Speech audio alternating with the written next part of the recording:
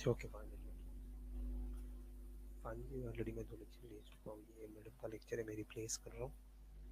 सो किसी कुछ डिस्कस करना हो, किसी चीज़ में कुछ पूछना हो तो पूछिए या डिस्कस करें।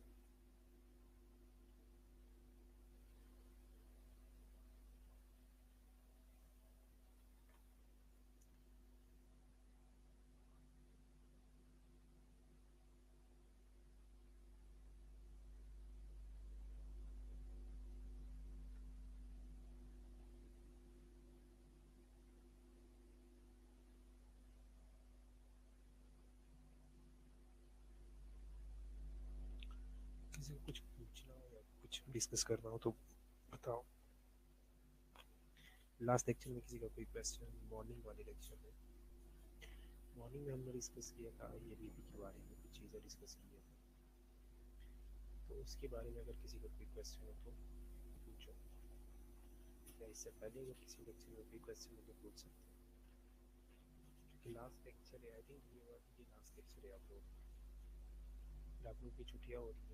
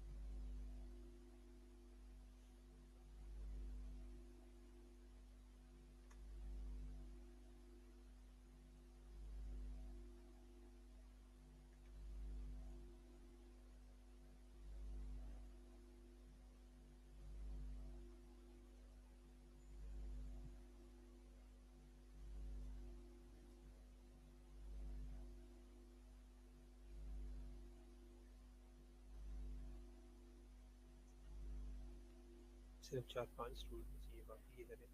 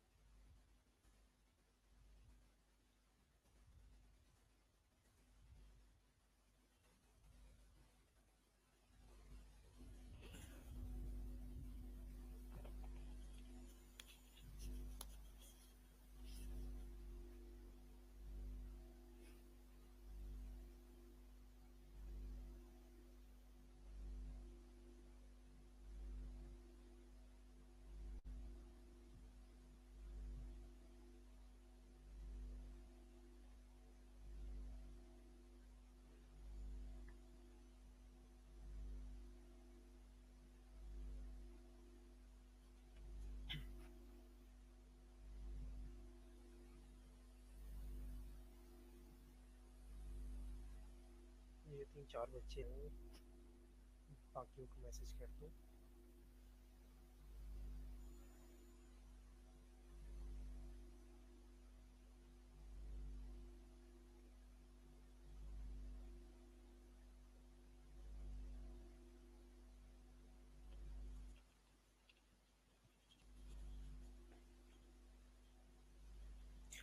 ठीक है।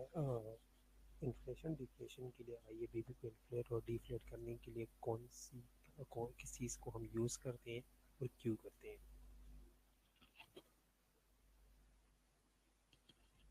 आइए बीपी को इन्फ्लेट और डिफ्लेट करने के लिए किस चीज़ को यूज़ किया जाता है और क्यों किया जाता है।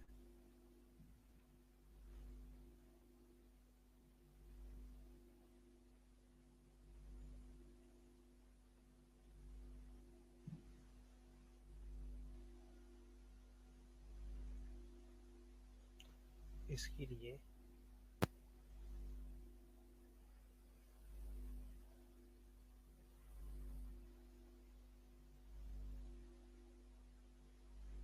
इन्फ्लेशन और डिफ्लेशन के लिए किस गेज को यूज़ किया जाता है और क्यों?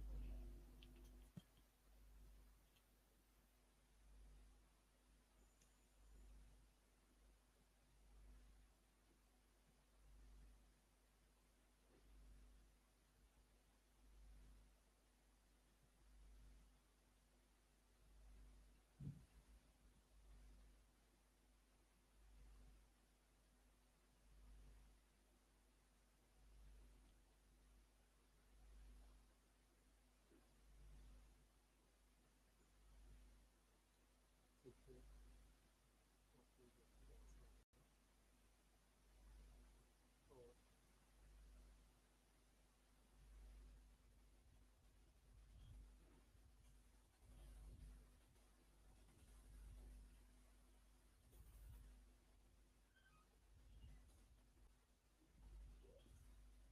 जो भी आंसर और मिडिल का लेक्चर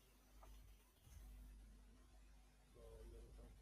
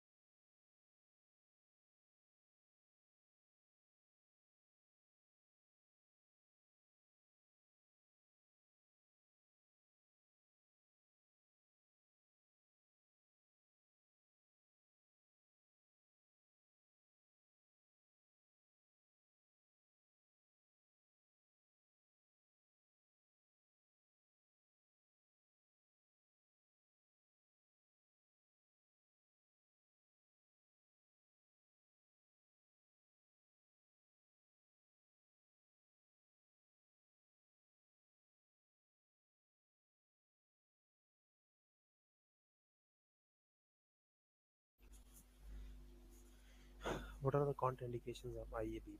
आईएबी के लिए कॉन्ट्राइंडिकेशंस कौन कौन से हैं?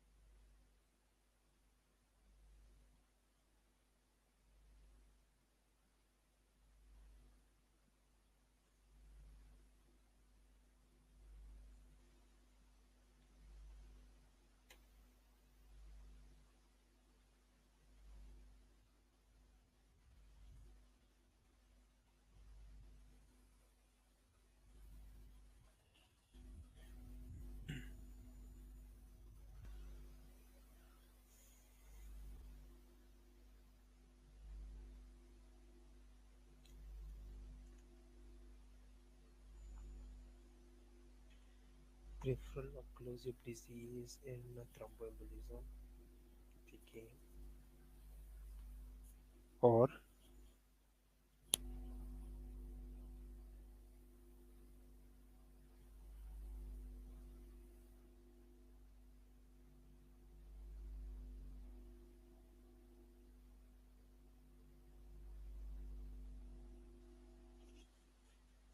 peripheral occlusive disease और thromboembolism, ठीक है, aortic aneurysm, ठीक है, और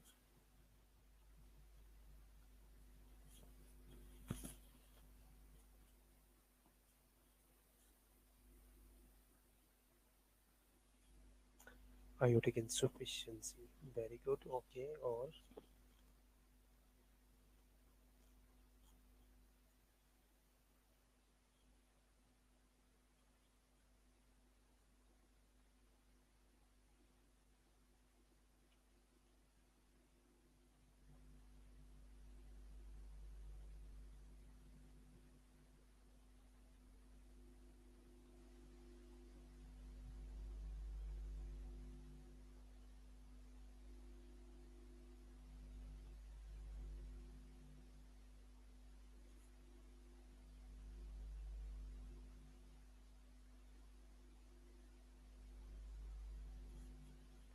what is aortic aneurysm?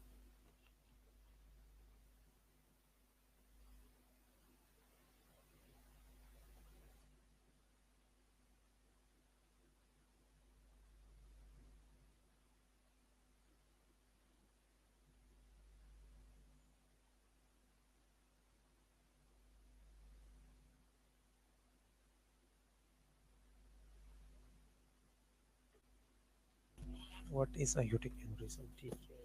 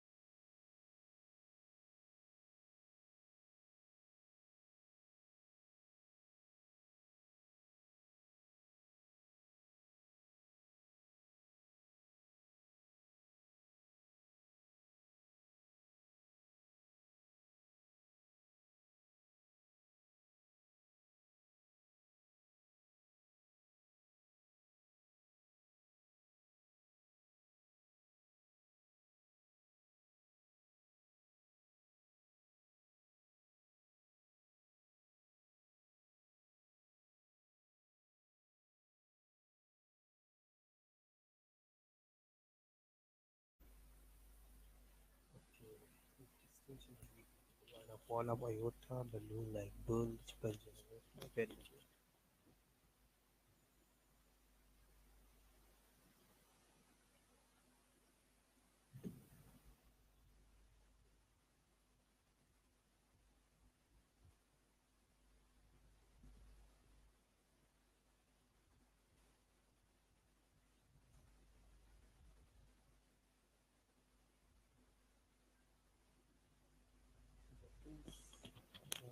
between conventional and real time.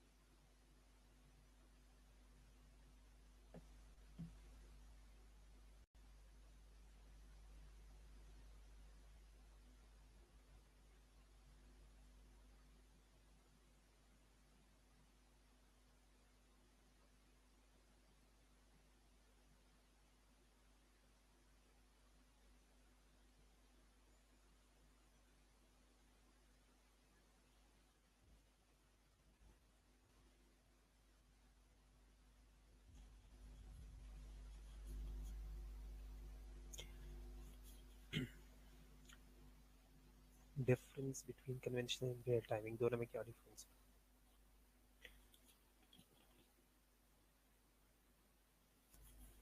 मैं सिर्फ क्वेश्चंस पूछ रहा हूँ बस। एक बच्ची कह रही है कि ना आवाज़ आ रही है ना वीडियो आ रही है, क्या हो रहा है? तो आज मैंने ऑलरेडी 2 लेक्चर्स लिए आप लोगों के, तो इस वजह से मैं अच्छा साइनर्जी मॉडल अगेन पढ़ा दूँ? ठीक है, ओके ओके ओके।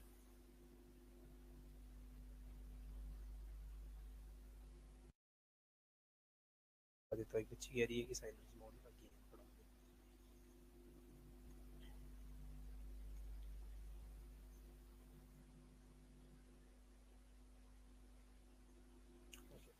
सो साइनर्जी मॉडल क्या है? साइनर्जी मॉडल एक कंसेप्चुअल मॉडल है जो कि वैरायटी ऑफ क्लिनिकल सेटिंग्स के अंदर जो है वो यूज़ हो रही है। देखिए किस चीज़ के बेस पे वो बनाया जाता है, या किस चीज़ कौन सी चीज़ है जो उसका बेस्ड बनाता है। एक तो जॉब डिस्क्रिप्शंस आपकी, दूसरा परफॉर्मेंस अप्रेजल, और third one is career advancement. ठीक है, आपकी जो जॉब डिस्क्रिप्शन है, आपकी जो रिस्पॉन्सिबिलिटीज़ है, आपकी जो ड्यूटीज़ है, ठीक है, कि आपने कौन कौन से काम, आपकी जो लिमिट्स हैं, आपकी जो बाउंड्रीज है, ये क्या है? ये जॉब डिस्क्रिप्शन है कि आपने ये काम करने, ये नहीं करने। The second one is performance appraisal. ठीक है, जो आपका परफॉर्मेंस होता है उसको जब इवेलुएट किया जाता है उसे परफॉर्मेंस अप्रेजल क्या कहते हैं। The third one is career advancement. ठीक है, आप अपनी लाइफ में, अपने करियर में, अपने काम में, अपनी ड्यूटी में जब आगे एडवांसमेंट करते हो, ठीक है, वो क्या, वो करियर एडवांसमेंट है। तो इन चीज़ों के बेस पे जो है वो एक कंसेप्चुअल मॉडल बनाया जाता है। अब इस मॉडल का काम क्या है? इस मॉडल का एक मेन कॉन्सेप्ट है। कॉन्सेप्ट क्या है? कॉन्सेप्ट ये है कि जब एक पेशेंट आता है हॉस्पिटल में तो कॉम्प्लेक्स नीड्स के साथ आता है। ठीक है, एक पेशेंट आता है हॉस्पिटल में तो कॉम्प्लेक्स नीड्स के साथ आता है। कॉम्प्लेक्स नीड्स क्या है? अब मुख्तलिफ पेशेंट्स आते हैं, मुख्तलिफ पेशेंट के मुख्तलिफ नीड्स होती है। ठीक है, हर एक के नीड्स एक दूसरे से जो है वो वेरिएंट होते हैं, एक दूसरे से जो है वो हर एक बंदा अपनी नीड्स की बेस पे जो है वो क्या है, वो यूनिक है। ठीक है, तो पेशेंट्स की जो करेक्टरिस्टिक्स है या पेशेंट की जो नीड्स है वो क्या है, वो हमारा कंसर्न है। हमने उस चीज़ के ऊपर काम करना है, हमने उस चीज़ को के ऊपर कंसर्न करके उन चीज़ों के ऊपर जो है वो काम करना है। ठीक है, द नेक्स्ट वन क्या है कि हमारी जो कॉम्पिटेंसीज है, अब जो उनकी नीड्स है, जो उनके करेक्टरिस्टिक्स है, उनके ऊपर हमने क्या करना है, काम करना है। उन नीड्स को फुलफिल करना है, उन करेक्टरिस्टिक्स को फुलफिल करना है। ठीक है, तो उन नीड्स को, उन करेक्टरिस्टिक को जब हम फुलफिल करते हैं तो उनको फुलफिल करने के लिए हमारे पास जो है वो कॉम्पिटेंसीज होनी चाहिए। हम कॉम्पिटेंट, अगर उन कामों में अगर हम कॉम्पिटेंट हुए तो हम ये काम कर पाएंगे। ठीक है, फॉर एग्जाम्पल उसका एक पेशेंट आता है किसी एक नीड के साथ, एक पेशेंट आता है एक नीड के साथ। अब वो नीड कुछ भी हो सकता है, उस पेशेंट को जो है वो ज़रूरत है वाइटल साइंस की, और मैं वाइटल साइंस में कॉम्पिटेंट हूँ तो मैं वाइटल साइंस चेक करूँगा। एक पेशेंट अगर आता है, वो जो है उसे ज़रूरत है कि उसे जो है वो बेड बाथ चाहिए। ठीक है, और मैं उसमें कॉम्पिटेंट हूँ तो मैं वही करूँगा। फॉर एग्जाम्पल एक पेशेंट आता है और वो पेशेंट जो है उसे नीड है रिस्पिरेटरी सपोर्ट की और मैं रिस्पिरेटरी सपोर्ट में जो है वो कॉम्पिटेंट हूँ, तो मैं उसे क्या कर सकता हूँ, मैं अपनी कॉम्पिटेंसी शो करके उसके उस नीड को पूरा करूंगा। ठीक है। अब जब पेशेंट्स की करेक्टरिस्टिक्स और नर्स की कॉम्पिटेंसीज दोनों जो है वो मैच कर जाती है, दोनों जो है साइनर्जाइज कर जाती है, तो आउटकम जो है वो क्या आता है, आउटकम जो है वो हमारा ऑप्टिमल होगा, आउटकम हमारा जो है वो ऑप्टिमल होगा।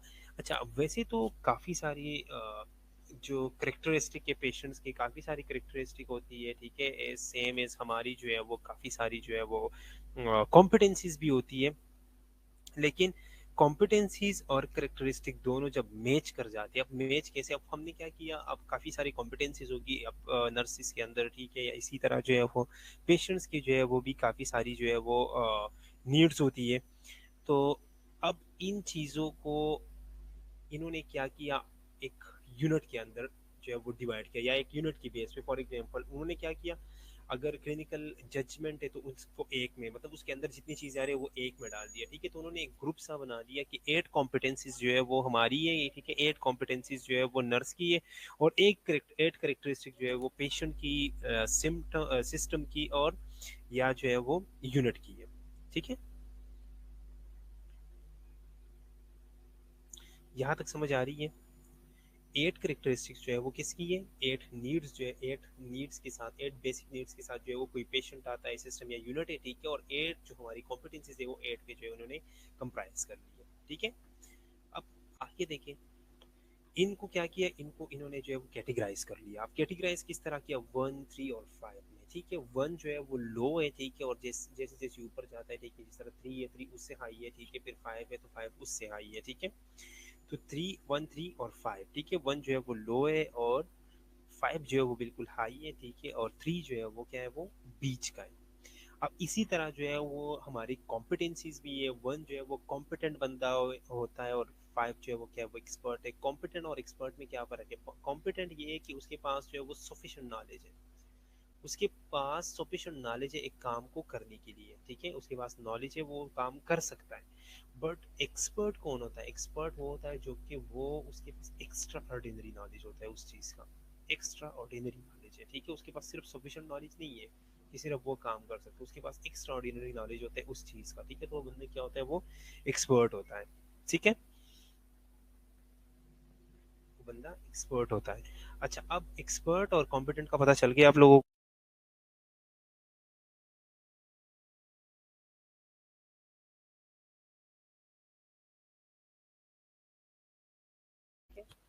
यहाँ तक क्लियर है? ओके। अब ये एक डायग्राम देखें आप लोग, ठीक है। सबसे पहले ये जो अंदर की 8 करेक्टरिस्टिक्स है या नीड्स है पेशेंट की है, ठीक है, वल्नरेबिलिटी है, पार्टिसिपेशन इन डिसीजन मेकिंग है, स्टेबिलिटी है, रेजिलेंसी है, कॉम्प्लेक्सिटी है, participation in care, resource availability and predictability. ठीक है, ये जो बाहर का एक लाइन है ना, ये असल में क्या है, ये नर्स की कॉम्पिटेंसीज है, ठीक है, क्लिनिकल जजमेंट है, एडुकेसी है, मॉरल एजेंसी, कैरिंग प्रैक्टिस है, कोलैबोरेशन है, ठीक है, सिस्टम थिंकिंग है, रिस्पॉन्स टू डाइवर्सिटी है, clinical inquiry, facilitator of learning in nurse. ये सारे क्या, ये नर्स के करेक्टरिस्टिक्स है, और ये पेशेंट, फैमिली या सिस्टम या यूनिट की करेक्टरिस्टिक्स या नीड्स है। ठीक है, आगे आगे देखिए, ठीक है। अब पेशेंट की characteristic, participation in decision making, हर एक पेशेंट को ये हक हासिल है कि वो उसके बारे में, उसके हेल्थ के बारे में जितने डिसीजन लिए जाते हैं उनको जो है वो इन्वॉल्व किया जाए। The next one is stability, the ability to maintain a steady state equilibrium, ठीक है। हर एक पेशेंट का ये हक है कि वो जो है वो उनकी लाइफ में उनकी सेहत का जो है वो एक स्टेडी स्टेट इक्विलिब्रियम जो है वो मेंटेन हो जाए। Resiliency, the capacity to return to restorative level, हर एक पेशेंट का ये हक है कि वो रिस्टोरेटिव लेवल ऑफ फंक्शनिंग के ऊपर जो है वो आ जाए, ठीक है, वो बाउंस बैक करे उस चीज़ को। ठीक है, the next one is complexity, the intricate of entanglement of 2 or more system, body, family, therapies, ठीक है, वो complex situation में होती है, ठीक है, फैमिली के अलग इशू होते हैं, बॉडी के अलग इशू होते हैं, थेरापीज के लिहाज से अलग इश्यूज होते हैं, ठीक है। इसके अलावा जो है वो सोशल अलग इश्यूज होते हैं, ठीक है, इकोनॉमिकल अलग इश्यूज होती है, ठीक है, तो कम्प्लेक्सिटी है उनके अंदर। The next one is participation in care, ठीक है, उन्होंने क्या करना है, वो कहते वो ये चाहते हैं कि जितना हो सके हम जो है अपने केयर के अंदर जो है वो पार्टिसिपेट कर ले। The next one is resource availability, extent of resources, काफ़ी सारे रिसोर्सेज जिस तरह टेक्निकल रिसोर्सेज, फिजिकल रिसोर्सेज है, पर्सनल है, साइकोलॉजिकल है, सोशल है, ठीक है। तो ये सारे रिसोर्सेज जो है वो किन कौन कौन सी सिचुएशन है, कौन कौन सी ऐसी रिसोर्सेज जिनकी वजह से वो बंदा इस सिचुएशन में और इस सिचुएशन से निकालने के लिए वो किन किन रिसोर्सेज को जो है वो यूज़ करके इससे निकल सकता है, इन चीज़ों को हमने देखना है, ठीक है।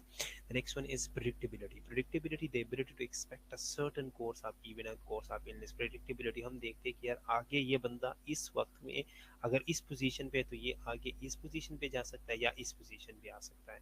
हम पहले से जो है वो प्रिडिक्ट कर लेते हैं कि आया ये अच्छाई की तरफ जाएगा कि इसकी कंडीशन जो है वो और डिटोरिएट होगी, ठीक है। अब वल्नरेबिलिटी क्या है? वल्नरेबिलिटी का मतलब है कि ये बंदा जो है इसके पोटेंशियल कौन कौन से एडवर्स इफेक्ट, ये जो इस वक्त अभी है इसके एडवर्स इफेक्ट क्या हो सकते हैं, ठीक है। किन किन चीज़ें, फॉर एग्जांपल इसका वूंड जो है, इसका एक वूंड है तो अगर ये वूंड मैंने खुला छोड़ दिया, ओपन छोड़ दिया तो ये इसमें इन्फेक्शन हो सकता है, इसमें जो है वो गैंग्रीन हो सकता है, ठीक है। ये वल्नरेबिलिटी, एक्चुअल और पोटेंशियल स्ट्रेसर्स जो आते हैं, ठीक है। तो इन सारी चीज़ों को जो है वो हमने देखना है। द नेक्स्ट वन, अब नर्स की कॉम्पिटेंसीज जो कि नर्स की competency of concern to patient, clinical unit of system, ठीक है। ये उनके कंसर्न है। अब कौन कौन सी कॉम्पिटेंसीज है? क्लिनिकल जजमेंट, क्लिनिकल जजमेंट में क्या है कि इसमें आप clinical decision making, critical thinking, जो सारी चीज़ें कि एक सिचुएशन को ग्रेप कैसे करना है, एक सिचुएशन को देखना फिर उसको ग्रेप कैसे करना है, ठीक है। तो उसमें उसकी सारी स्किल्स आती है, फॉर्मल इनफॉर्मल जितनी भी एक्सपीरियंशियल स्किल्स है, ठीक है। उसकी जो नॉलेजेस है, उसकी जो एविडेंस बेस्ड गाइडलाइंस है, प्रोटोकॉल्स है, वो सारी चीज़ें इसके अंदर आती है। The next one is adequacy और मॉरल एजेंसी। एडुकेसी और मॉरल एजेंसी किसी और के बिहाफ पे जो है वो बात कर रहा है यहाँ पे, ठीक है। The next one is caring practice. Caring practice क्या है कि सपोर्टिव, आप जो है वो थोड़ा सा सपोर्टिव हो जाती हो, सपोर्टिव कंपेशनेट हो जाते हो, ठीक है। थेराप्यूटिक इन्वायरमेंट बनाते हो पेशेंट के लिए, स्टाफ के लिए, ताकि उनका कंफर्ट लेवल जो है वो प्रमोट हो, ताकि उनकी हीलिंग जो है वो प्रमोट हो, ठीक है। इसके अलावा जो है वो कोलेबोरेशन है। कोलेबोरेशन आप दूसरे लोगों के साथ, आप फैमिली को इन्वॉल्व करते हो, आप डॉक्टर्स को इन्वॉल्व करते हो, आप स्टाफ को इन्वॉल्व करते हो, आप पैरामेडिक्स को इन्वॉल्व करते हो, तो ये सारी चीज़ें क्या है वो कोलेबोरेशन के अंदर आती है। The next one is system thinking. System thinking, the body of knowledge in tool that allow the nurse to manage whether the environment or system resources exist in the patient, family, and the staff. हमने क्या करना है, हमने देखना है कि कहाँ कहाँ हमने पूरी सिस्टम के थ्रू कि हम किन इन्वायरमेंटल रिसोर्सेज को यूज़ कर सकते हैं, हम किन सिस्टम रिसोर्सेज को यूज़ कर सकते हैं, पेशेंट के फैमिली के अंदर कौन कौन सी ऐसी रिसोर्सेज है, स्टाफ के पास ऐसी कौन कौन सी रिसोर्सेज है, या जो हेल्थ केयर या health care agency, non health care agency जितनी भी है, उनके अंदर कौन कौन सी रिसोर्सेज है जिनको हम यूज़ कर सकते हैं इस पेशेंट के लिए। बिल्कुल ऐसा ही है, ठीक है। असल में है ये दो चीज़ें। साइनर्जी मॉडल जो है ना, साइनर्जी का मतलब क्या है? मैचिंग। साइनर्जी मॉडल जो है ना, ये एक साइड पे है, क्या है, पेशेंट हमारे पास आता है, उसके नीड्स क्या है, उन नीड्स को देख के हमारे अंदर कौन कौन सी कॉम्पिटेंसीज आती है, और जब हमारी कॉम्पिटेंसीज और पेशेंट्स की नीड्स दोनों जो है वो मैच कर जाए, वो साइनर्जाइज कर जाए, तो ऑप्टिमल आउटकम आएगा। साइनर्जी मॉडल का ओवरऑल कंसेप्ट ही यही है, ठीक है। उसके बाद क्लिनिकल इंक्वायरी है, एवेलुएटर हो आप, ठीक है, फैसिलिटेटर आप, लर्निंग है, ठीक है, आप जो है उनकी लर्निंग को फैसिलिटेट कर सकते हो, उनको जो है वो हेल्प आउट कर सकते हो। जी बोलिए, ये कौन है? मुझे समझ नहीं है, उनमें सिर्फ एक डॉट लिखा हुआ है, नाम नहीं पता मुझे। काइंडली आप अपना नाम बता रहे कौन है, मुझे पता चले कौन पूछ रहे कैसे, ठीक है। तो ये क्या है? ये नर्स की कॉम्पिटेंसीज है, ओके। अब ये साइनर्जी मॉडल जो है, इनको हम यूज़ कैसे करते हैं, हम देखते हैं इसके बेस पे कि पेशेंट और फैमिली, ये जो क्लिनिकल प्रैक्टिस है हमारा और आउटकम है हमारा, इनके दरमियान, दोनों के दरमियान रिलेशनशिप क्या है, मैं काम कर रहा हूँ उसका आउटकम क्या आ रहा है, ठीक है। पेशेंट डिराइव्ड आउटकम में इंक्लूड, अब पेशेंट डिराइव्ड आउटकम क्या होंगे, पेशेंट के अंदर कौन कौन से आउटकम आएंगे, फंक्शनल चेंजेस आएंगे, बिहेवियरल चेंजेस आएंगे, ट्रस्ट, सेटिस्फैक्शन, कंफर्ट लेवल, या उनका क्वालिटी ऑफ लाइफ जो वो इम्प्रूव होगा। नर्स डिराइव्ड आउटकम कौन कौन से आएंगे हमारे अंदर, physiological changes, absence of complications नहीं है, ठीक है, हमारा केयर अच्छा होगा, तो ये सारी चीज़। अब हेल्थ सिस्टम डिराइव्ड आउटकम अगर हम देखें तो रेसिडिविज्म होगा, रिड्यूस कॉस्ट रिड्यूस होगा, ठीक है, रिसोर्स यूटिलाइजेशन जो है वो एनहेंस होगा। ये सारी चीज़ें जो है वो इसके अंदर आ सकती है, ठीक है। कोई क्वेश्चन?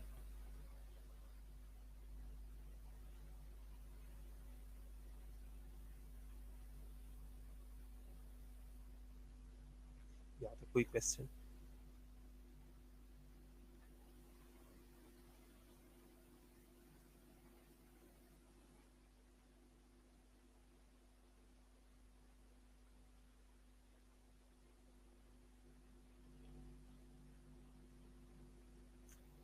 जिसने क्वेश्चन पूछा था, जिसने कहा था कि दोबारा रिपीट कर दे, उसे समझ आ गई है? जिसने कहा था दोबारा रिपीट कर दे, उसे समझ आ गई है? किसी का कोई क्वेश्चन हो तो पूछो, ड्रॉप कर लो अपना क्वेश्चन।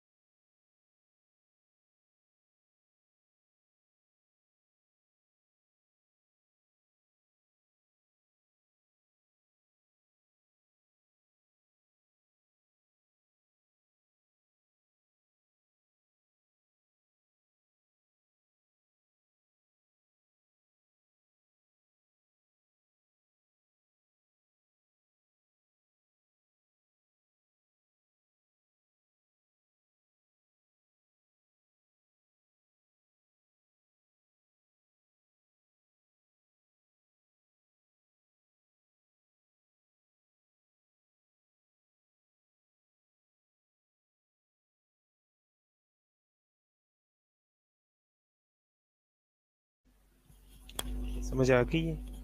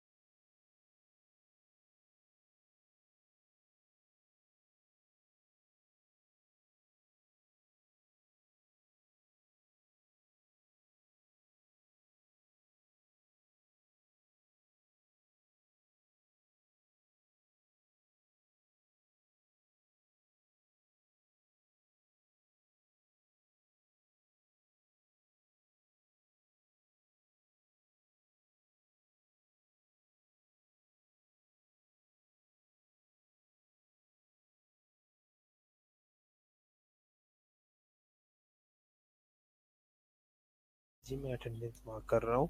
आप लोगों के मैसेजेस वगैरह देख के वहाँ से अटेंडेंस मार्क कर रहा हूँ।